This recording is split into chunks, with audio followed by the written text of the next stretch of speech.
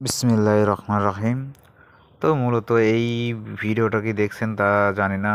আমি কিনা ঘূর্ণি উড়াতে না পারায় মূলত ডিস্টার্ব দেওয়াই আমি ঘূর্ণিটা ছিঁড়ে ফেলি। অনেক রাগান্বিত হয়ে গেছিলাম এই ঘূর্ণিটার পর। তো মূলত আজকে আমি ঘূর্ণি আবার নিজের হাতে একটা বানাই, যে ঘূর্ণিটা মূলত অনেকে বলছিল যে এই ঘূর্ণি জীবনে উড়বে না।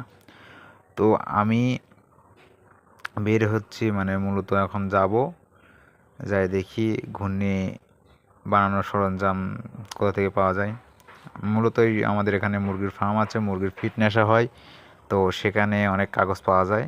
তো আমি সেখানে যাব, সেখান থেকে নিয়ে আমার ছাদে যাব, ছাদে গিয়ে ওগুলো বানাবো। তো মূলত আমি আসায় অনেকেই আসলো আমাদের সাথে। তো আমি ঘূর্ণি বানাই, মানে নিজের হাতে বানানো। আমি জানি যে আমার ঘূর্ণি উড়বে, কিন্তু আমার ঘূর্ণি উড়বে না এটা দেখার জন্য সবাই এসেছে, যে এ জীবনে উড়াতে পারবে না। আমাকে অলরেডি চ্যালেঞ্জ দিয়েও দিয়েছে যে ঘূর্ণি উড়বে না। তো তারপরও আমি বলি যে ঠিক আছে, দেখবো না ঘূর্ণি ওড়ে কি না। তো আমি যখন ঘূর্ণি বানাই সবাই মিলে একটু হাসি তামাশা করছিল। তারপরে তাও আমি হার মানিনি, আমি তার উপরও জেদে ধরলে করলাম যে ঠিক আছে আমি বানা দেখাচ্ছি। তো আমি কাগজ কাটতেছিলাম মূলত একটু ভুল করে, কারণ অনেক দিন ঘূর্ণি বানানো হয় নাই, 2-3 বছরের মতন ঘূর্ণি বানাই না। তো আমি আবার যেটুকু আমার দরকার সেটুকু কেটে নিলাম, নিচেকার পল্লটুকু রেখে দিলাম। মূলত অত নিয়ে দরকার নাই, আমার কেসি দিয়ে কাটার অভ্যেস নাই, আমি বেলেট ইউজ করতাম। মানে আগেকার ঘূর্ণি সবাই বানানোর সময় বেলেট ইউজ করতো, এটা তো সবাই জানে। তো আমি মাপ দিয়ে সুন্দর করে 4 সাইড সমান করে কেটে নিই, কেটে নিয়ে বর্গাকার করে নিই। বর্গাকার করে নিয়ে এবার কাঠি, আগে সিঙ্গেল কাঠি যাইতো, এখন ডবল কাঠি যাবে।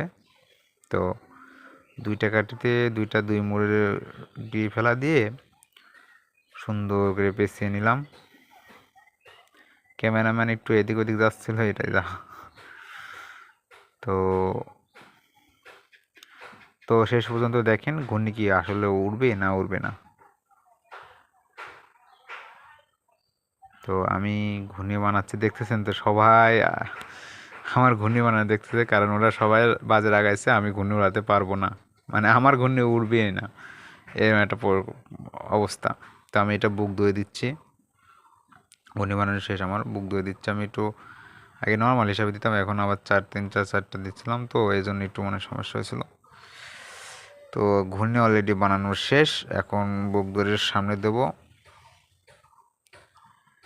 তো ঘূর্ণি বানানো শেষ, চেক দিতে এখন মাঠে যাব আমি, আমার সঙ্গে সবাই যাবে দেখার জন্য। আর আসলে তো দেখতে পাচ্ছেন উড়ছিল, বাট এখানে এসে হয় কি, উড়াতে উড়াতে এমন উড়ছিল যে ঘূর্ণির সুইতি শেষ হয়ে যায়, যার ফলে চলে যায়। আমি দেখেও নি, আমি ভাবছি উড়বে না, ওদের কথাই সত্য। তো আসি দেখি এখন গাছের উপরে একটা ঘূর্ণি। তো এখন ঘূর্ণিটা এই জায়গার আশেপাশে পড়ছে, তো আমি উঠে গেলাম গাছে ঘূর্ণি পাড়তে বাঁদরের মতন। তো ঘূর্ণি পাড়ার পর এখন জানি যে এটা অন্য লোকের ঘূর্ণি, আর আমার ঘূর্ণি আরেকজন মানে বাড়ির ভিতরে পড়ছে, আর আমি গাছে উঠে গেছি অন্য লোকের ঘূর্ণি পাড়তে। তো এখানে একটা প্রফিট হয়ে যায় কি, আমি একটা ঘূর্ণি খুঁজতে যাই, 2টা ঘূর্ণি পাই। তারপরে 2টা ঘূর্ণি নিয়েই রওনা দিয়ে আজকে এখনকার মতন আর উড়াবো না, সন্ধ্যা বিকালে আসবো, এখন আজান পড়বে একটু পর। তো দেখতে পাচ্ছেন আমি 2টা ঘূর্ণি পেয়েছি, একটা দিয়ে 2টা পেয়েছি। তো এখন লাভের খাতায় রয়েছি। তো একজন চায় একটা ঘূর্ণি দিয়ে দিই আমি। তো আমার ঘূর্ণি একটু ডিজাইন মিজাইন করে রওনা দিলাম আকাশে উড়াতে। তো এখন বাজে 3:30টার একটু বেশি। তো দেখতে পাচ্ছেন আমার ঘূর্ণি উঠতেছে, কিন্তু দেখা যাচ্ছে কিনা আমি বলতে পারলাম না। জুম করলে হ্যাঁ ওই যে দেখা যাচ্ছে আমার ঘূর্ণি উঠছে কি। দেখতে পাচ্ছেন কি টান ঘূর্ণির, যার ফলে আমার ঘূর্ণির সুতি ছিঁড়ে যায়, সুতি ছিঁড়ে যায়। আমি অনেক চেষ্টা করেছি, বাট হচ্ছে না, মানে অনেক টান ছিল। তো ঘূর্ণিটার অনেক টান থাকায় এখন ঘূর্ণির কাছে ছিঁড়ি ভলকা চলে যায়, যার ফলে এখন আমার খুঁজতে যাওয়া লাগবে। আমি ভাবছি যে ঘূর্ণিটা পাবো, আশেপাশে হয়তো পড়েছে, তো আমি যাই, কিন্তু আগান বাগান সব জায়গায় খুঁজলাম, কোথাও পেলাম না। তো আর কি, এখনকার মতন আর ঘূর্ণি তো পাওয়া যাচ্ছে না, তো বাইরের দিকে রওনা দিলাম। গাছগাছালি তো দেখে আসলাম, কোথাও পেলাম না। তো মূলত আমার ঘূর্ণি ঠিকই উড়েছিল, কিন্তু বেশিরভাগ লোক দেখতে পায় নাই।